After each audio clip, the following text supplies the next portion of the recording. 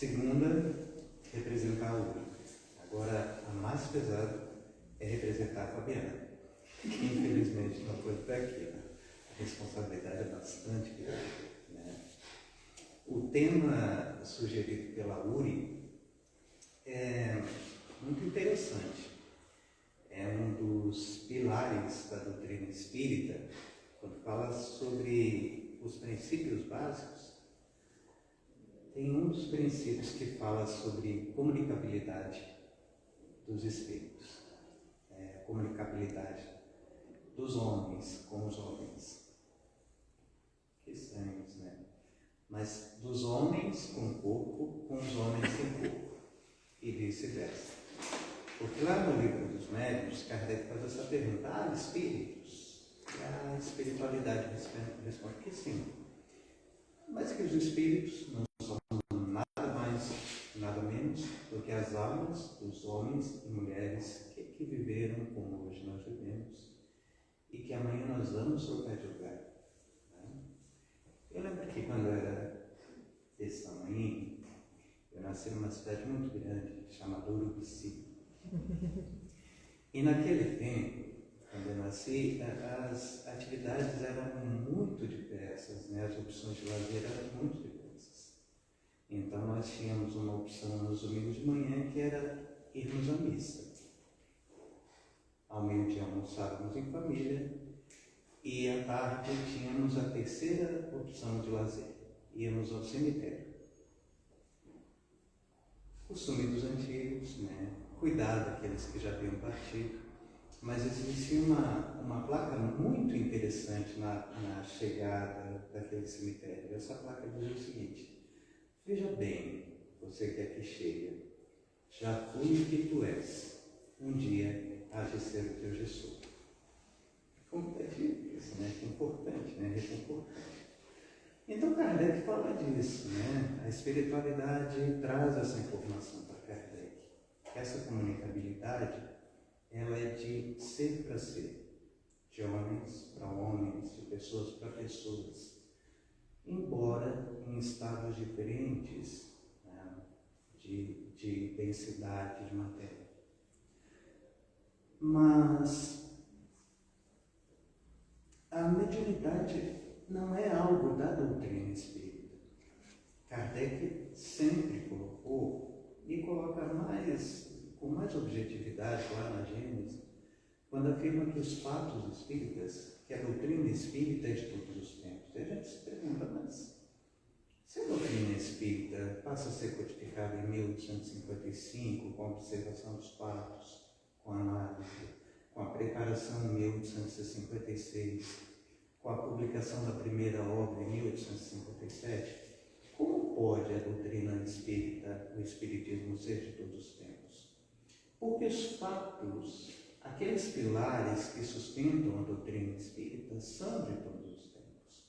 A pré-existência da alma, a sobrevivência da alma, a comunicabilidade dos espíritos, a reencarnação e a moral do Cristo. De todos os tempos. Mas como de todos os tempos, a moral do Cristo, se somente há 2000 anos Jesus tem a oportunidade de encarnar-se nesse mundo?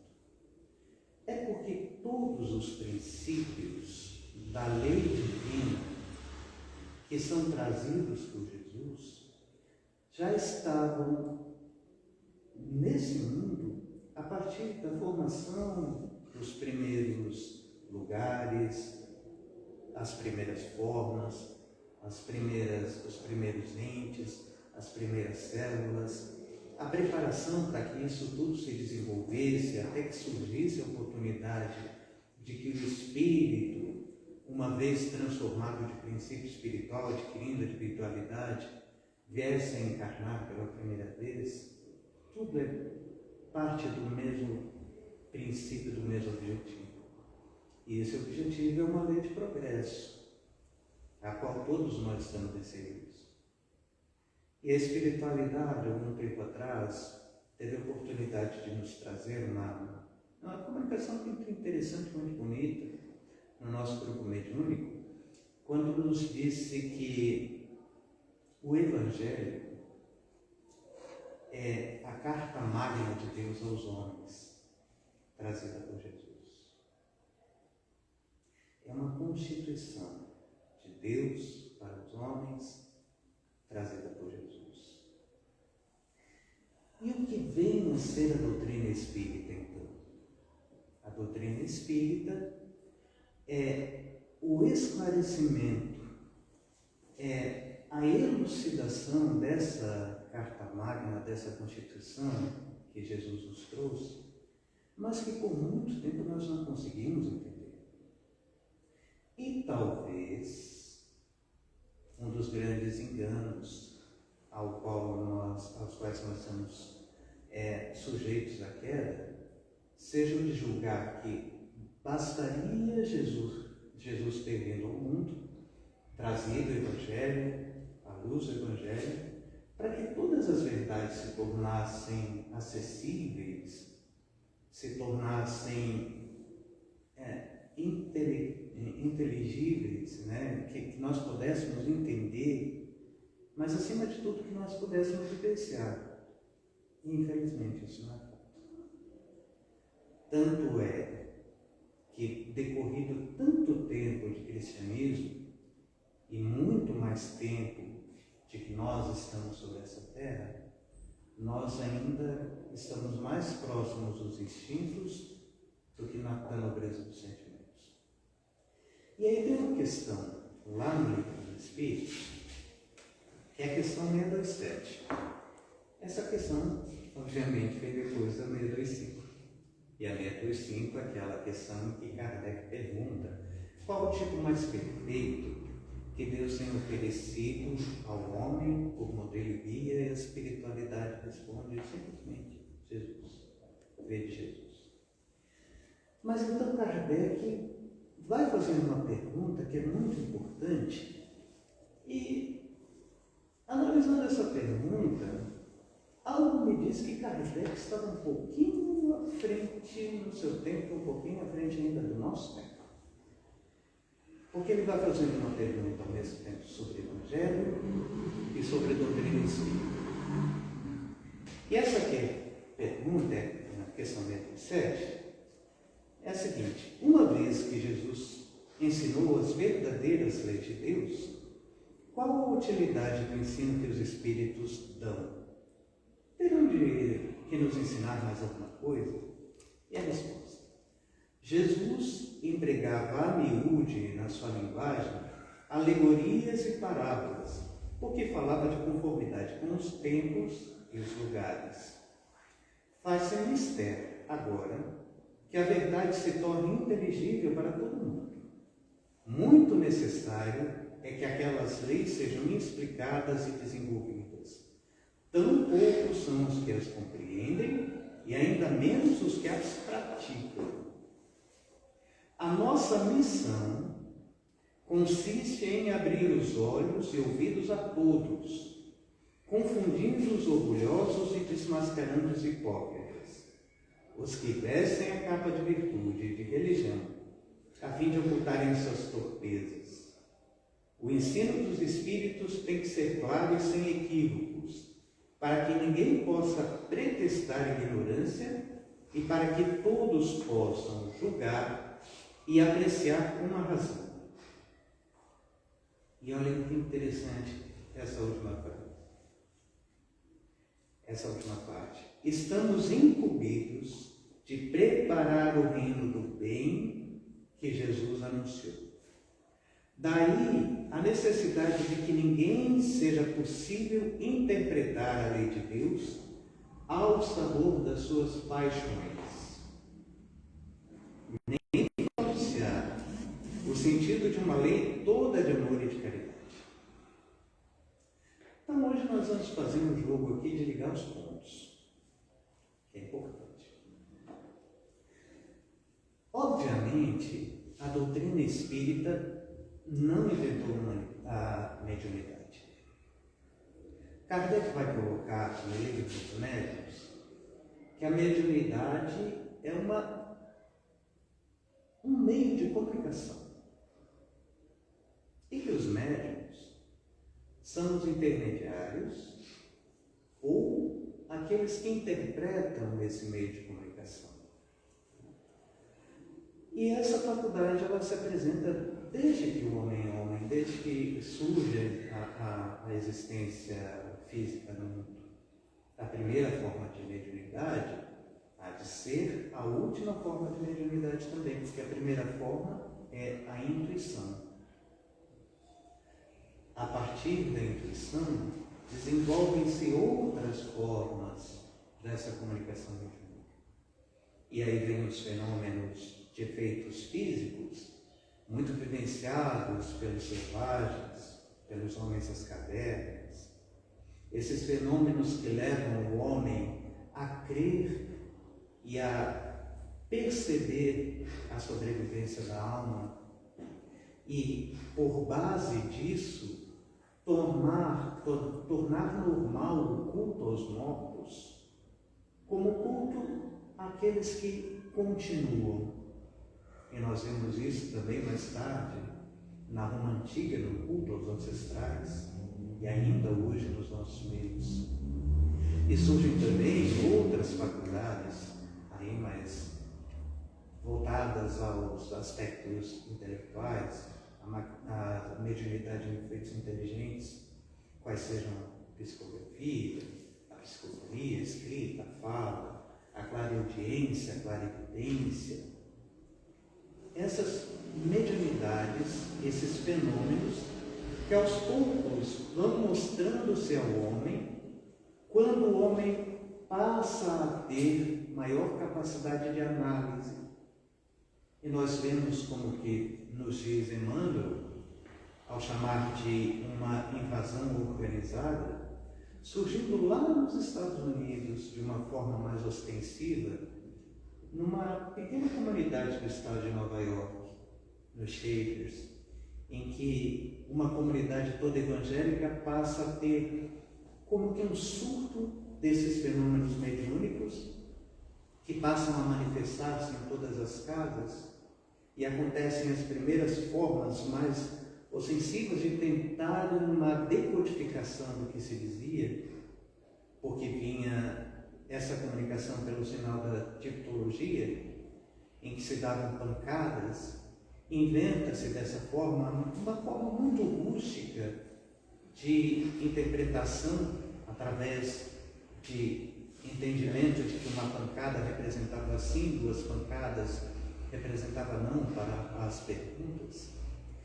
E esses mesmos espíritos vão dizer àquele povo que mais tarde voltariam e que aquele era o princípio que haveria de se intensificar. Presenciamos também mais tarde os fenômenos com as irmãs Fox, mas mais nitidamente na França, quando Kardec passa a observar o que acontecia nos salões, em que a nobreza reunia-se para ver os efeitos das mesas que saltavam, que giravam, e que muitos viam apenas como algo de diversão. E o professor Rivail, Kardec, vê que ali existe um objetivo maior, porque existia ali uma comunicação, algo que se comunicava, algo que se trazia. E adota-se, mais uma vez, aquela linguagem das pancadas, que vão sendo traduzidas para um alfabeto, mas como aquilo demandava muito tempo, optou-se mais tarde por amarrar uma caneta a uma cesta, e os médiuns tocavam aquela cesta como aquela brincadeira do Ouija ou brincadeira do copo, e aquela cesta ia tecendo as respostas, até que os espíritos mesmos dizem a Kardec que aquilo não seria necessário, que bastava o médium segurar a caneta, o lápis, a pena, o lápis, e eles poderiam escrever mais amplamente. Aí, as comunicações mais diretas que dão oportunidade da codificação da doutrina espírita. Mas, que são os médiuns? Kardec vai ter a oportunidade de dizer que todos nós somos mais ou menos médiuns. Embora existam também médiuns mais ou menos. Um pouco mais médios, um pouco menos médios, no sentido de uma sensibilidade maior ou de uma ostensividade maior ou menor. E Kardec vai dizer que nós, então, tomaremos por definição de médiuns aqueles que apresentam essa mediunidade de uma forma mais ostensiva, na mediunidade de efeitos práticos, de efeitos inteligentes e também dos efeitos físicos. Mas, se nós julgarmos que a mediunidade é uma faculdade tão somente do homem, nós estamos incorrendo em grande erro. Porque a mediunidade também ocorre no plano espiritual. Também existe espiritualidade, comunicação mediúnica de espírito para espírito no plano espiritual. Porque ela se dá em todas as relações em que existam espíritos encarnados ou desencarnados. Pode ocorrer mediunidade entre duas pessoas encarnadas, entre um encarnado e um desencarnado, entre o desencarnado e o encarnado, entre dois espíritos desencarnados. E quando nós vemos e pensamos em mediunidade tão somente naquelas comunicações que nós recebemos, nas letras que nos são trazidas através da escrita, ou na psicografia, ou na psicofonia, na escrita, na mediunidade de fala, talvez nos venha o pensamento de que mediunidade é tão somente esse ato de comunicar uma palavra, quando não é. A palavra é tão somente um código, seja escrita ou seja falada. Os fenômenos das pancadas, dos raps, da tipologia, são tão somente sinais, são tão somente símbolos a serem codificados. Os efeitos em que os espíritos causam aquilo que nós entendemos como poltergeist, fenômenos de assombração, são tão somente símbolos que traduzem uma comunicação. Mas o que se comunica, afinal de contas? E em mediunidade, nós vamos entender que comunicam-se não palavras. Palavras são meios. Mas que em mediunidade se comunicam pensamentos, desejos, vontades, sentimentos. E que muitas vezes um processo de comunicação mediúnica não tem uma única palavra, mas traz em si um impulso de uma vontade, de um desejo, que nós muitas vezes não percebemos como sendo fenômeno mediúnico. Então, quando nós pensamos nisso, seria interessante nós, e agora falando um pouquinho sobre mediunidade espírita, nós que somos espíritas, e aqui não queremos, obviamente, fazer nenhum tipo de proselitismo, mas no entendimento de nós que frequentamos a casa espírita, que somos trabalhadores da casa espírita, buscarmos esse entendimento de que onde quer que nós estejamos, nos nossos trabalhos, dentro da casa espírita e no dia a dia fora da casa espírita, nós estamos também ocupando o papel de médiuns. E é interessante perceber o que nós recebemos e o que nós transmitimos. Quais são as influências, e Kardec até questiona isso, se influem nos espíritos em nossos pensamentos e atos? A espiritualidade vai dizer que sim, de sorte que são eles que nos dirigem, sem que muitas vezes percebamos isso. Mais às vezes. Porque comunica-se dessa forma, nesse canal mediúnico, essas vontades das quais às vezes nós somos instrumentos inconscientes. A mediunidade, muitas vezes, nós acreditamos que seja algo reservado aos iniciados ou aos espíritos mais evoluídos. E Emmanuel tem uma página muito interessante em que ele nos acorda desse pensamento. E ele diz assim que os médiuns são, na maioria das vezes, na sua imensa maioria, espíritos que muito faliram nas suas missões, nas suas existências, nas suas vidas. E que têm agora, através da mediunidade, a oportunidade de reequilibrar aquilo que foi desequilibrado pelas suas ações, através do trabalho simples, da mediunidade, como dizia Raul Teixeira. A cada comunicação, a cada interpretação, restabelecendo um pouquinho do bem que nós acabamos por desequilibrar no passado. E Kardec vai dizer uma coisa muito interessante quando nós pensamos sobre médiuns e sobre mediunidades.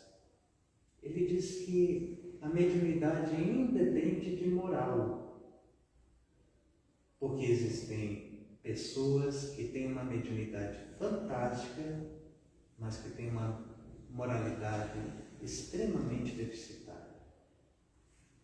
Ao passo que existem pessoas de elevado teor moral que nenhuma faculdade apresentam, ou que apresentam apenas uma faculdade mais simples, de uma sustentação básica, sem trazer nenhuma comunicação daqueles espíritos mais nobres. E isso é interessante nós percebermos, porque nós julgamos que somente os espíritos mais elevados recebam boas comunicações, ou recebam comunicações. Porque a mediunidade, acima de tudo, depende de um fator que é essencial, que é o fator da vibração, que é o fator da sintonia. Né? E nós situamos em que patamar, em que vibração, em que campo de vibrações nós estamos se situando. Vejamos bem. Em 1904, em Londres, não em Londres, no Cairo, em 1903, um médium casa com a sua noiva, se não me engano, Rose é o nome dela, e o nome dele é Aleister Crowley. E, como casados em 1903, resolvem então em 1904 fazer uma viagem ao Cairo, ao Egito. E nessa viagem, ele que era ocultista, Aleister Crowley, resolve buscar os templos para conhecer mais os templos do Egito Antigo. E a sua esposa, que não sabia ser médium, um dia traz uma comunicação, uma psicofonia.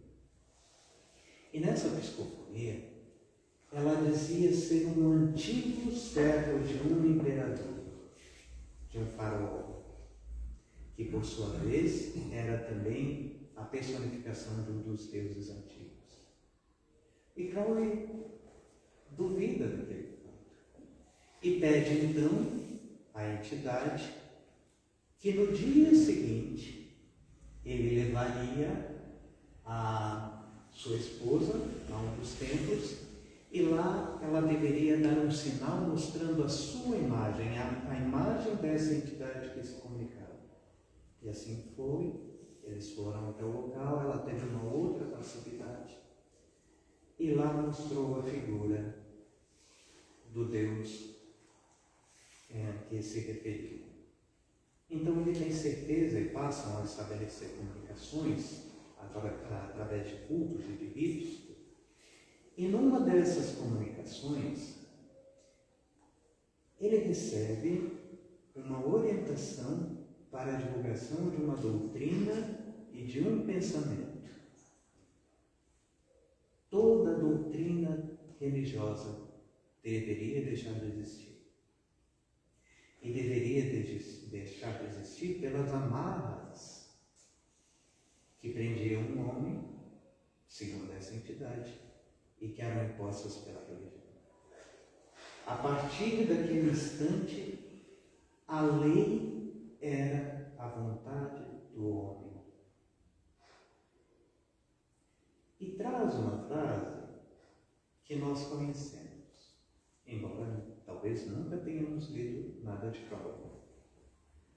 A frase trazida por essa entidade Crowley é: faze o que tu queres, pois é o todo da lei. Alguém já viu isso? Lembra de Raul? Certo. E essa frase, ela vem com uma força tão grande que passa a influenciar o pensamento de toda uma geração. Não mais medidas, não mais regras, não mais a necessidade de uma religião. O homem, o indivíduo, como centro do mundo. O centro do mundo acima das necessidades da sociedade em que está inserida. O amor deve ser vivenciado de todas as formas, sem amarras, sem regras. E nós vamos então nascer um movimento hippie. E no movimento hippie, o amor livre, a drogadição livre, a fuga de todas as regras da sociedade, que vão mais tarde, essas regras se ampliando e tomando conta de uma sociedade que passa, então, a dizer para consigo mesmo: nós não precisamos de Deus. Nós somos livres. A religião, o pensamento religioso traz todas as amarras das quais nós não somos necessitados. Nós não precisamos de amarras. E passa então, dessa forma, o mundo a viver de uma forma cada vez mais individualista.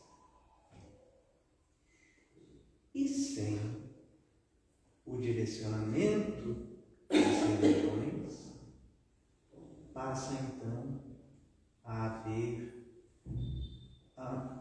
toda uma série de buscas do prazer,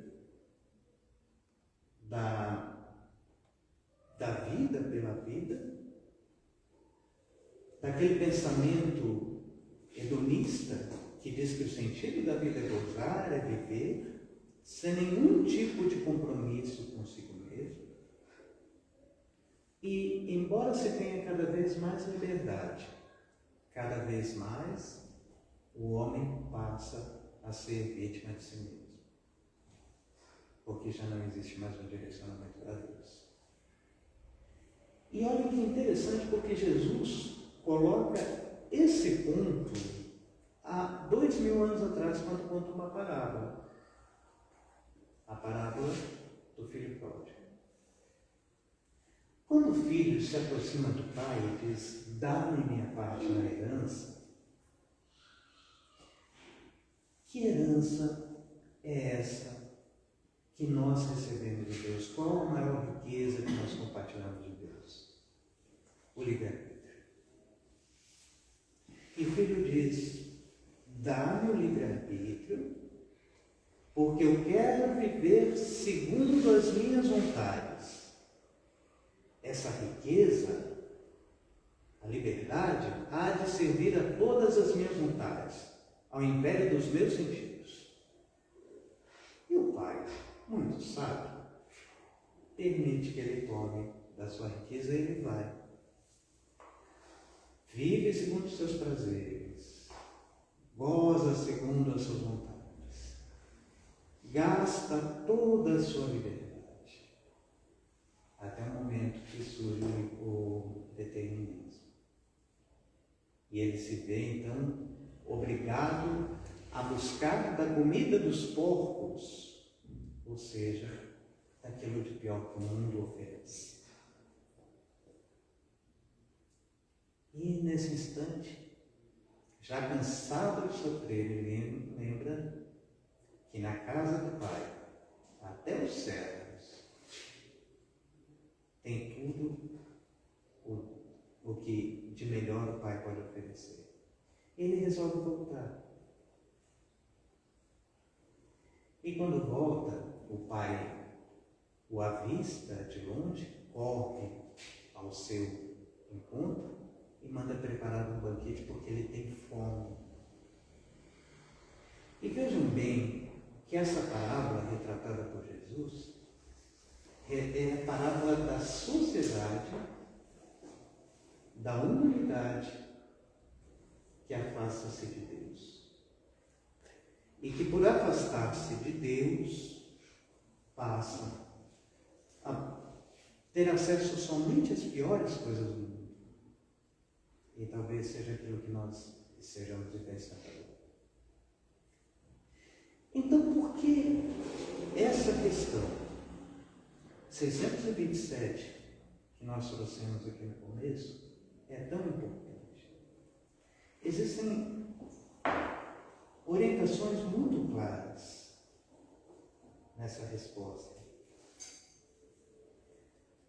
Faz-se necessário que aquelas leis sejam explicadas e desenvolvidas, tão como os que as compreendem e ainda menos os que as praticam. A espiritualidade fala aqui que o objetivo da doutrina espírita é tornar claras as leis, o conjunto de leis divinas, que segundo a espiritualidade, também no livro dos Espíritos, resume-se na lei divina, natural, que é a única capaz de oferecer ao homem os recursos necessários para a sua felicidade. E que quando o homem só é infeliz quando desse conjunto de leis se afasta. A nossa missão consiste em abrir os olhos e ouvidos a todos, confundindo orgulhosos e desmascarando hipócritas, os que vestem a capa da virtude da religião a fim de ocuparem suas surpresas. E aqui estamos incumbidos de preparar o reino do bem que Jesus anunciou. Daí a necessidade de que a ninguém seja possível interpretar a lei de Deus ao sabor de suas paixões, nem falsear o sentido de uma lei toda de amor e de caridade. Como é que a espiritualidade pode, então, cumprir essa incumbência de preparar o reino de bem? Existe uma ferramenta. E essa doutrina só pôde chegar até nós e preparar esse reino do bem através dessa ferramenta que se chama mediunidade. Então a mediunidade não é somente um conjunto de fenômenos. Não é somente um trabalho no centro espírita. Não é somente uma facilidade para encontrar uma mensagem.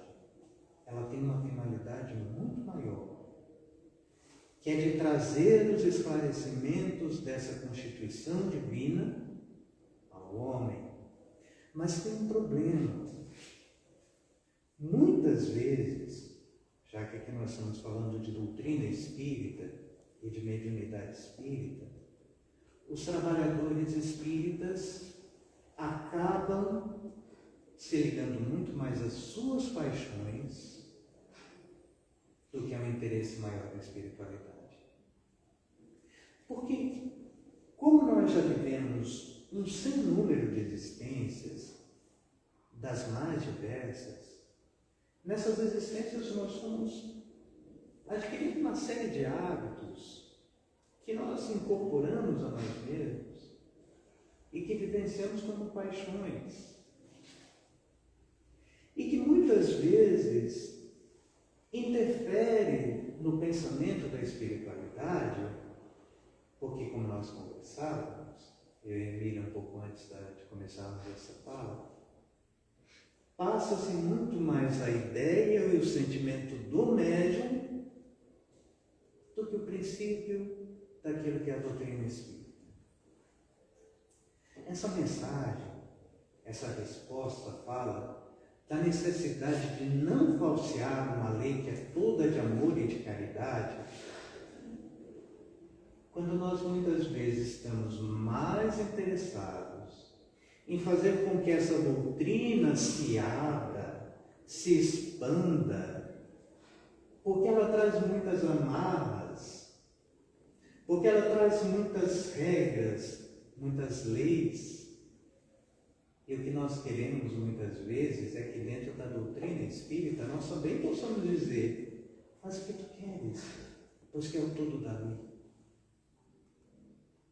Porque nós julgamos que a nossa vontade, que a vontade de um ou a vontade do coletivo, coloque-se acima da vontade do próprio Cristo, que é representada nessa doutrina alcandorada. E aí surge um conjunto de erros que acaba por descaracterizar essa doutrina que deveria, enquanto consolador prometido, esclarecer a verdade do homem. O que nós somos? De onde nós viemos? Por que nós estamos aqui? Quais as causas do sofrimento? E muitas vezes, no nosso personalismo, nós dizemos que sofremos porque ninguém pode chegar a Deus sem sofrimento, quando a doutrina espírita nunca disse isso.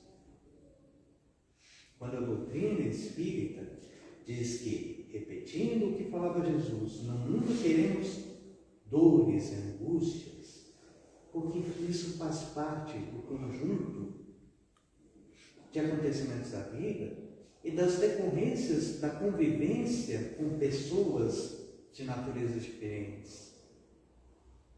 Mas que o objetivo nessa convivência de dores é fortalecimento da alma. E apesar de todos os problemas, de todas as dores, todas as angústias, entendemos que o Espírito eterno há de caminhar cada vez mais para a perfectibilidade, e que todo mal é passageiro, que todo mal se transforma, e que tudo se transforma em bem, à medida com que vivenciamos esse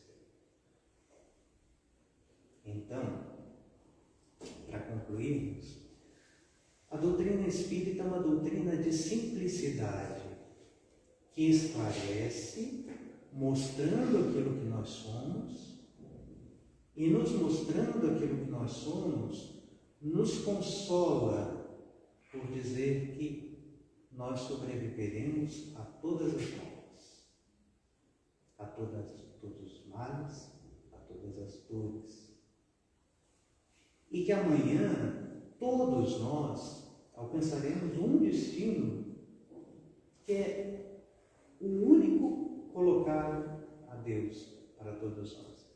Esse destino é: nós surgimos de Deus, retornaremos a Deus, mais puros, mais brancos, mais pacíficos. E que a ferramenta para todo esse aperfeiçoamento é caridade. Para com o outro, indulgência, tolerância, benevolência, mas que essa mesma caridade para com o outro deve ser aplicada a nós mesmos. Para concluir, eu lembro que nos meus tempos de juventude era um pouquinho diferente do centro de agora.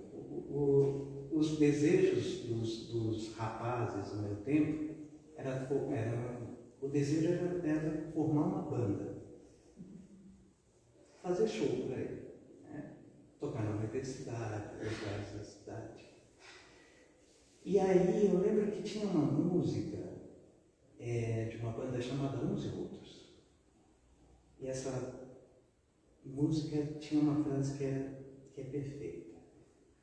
Essa frase dizia o seguinte: às vezes o que é lindo aos olhos pode ser cor do coração. A lei de Cálculo é linda aos olhos, mas o que faz o coração? O que faz o espírito humano? A mediunidade é para esclarecer a gente dessas questões. E última frase para a gente pensar, lá no livro dos médiuns, a espiritualidade diz para Kardec em uma mensagem: a mediunidade só existe para aqueles que têm os olhos fechados.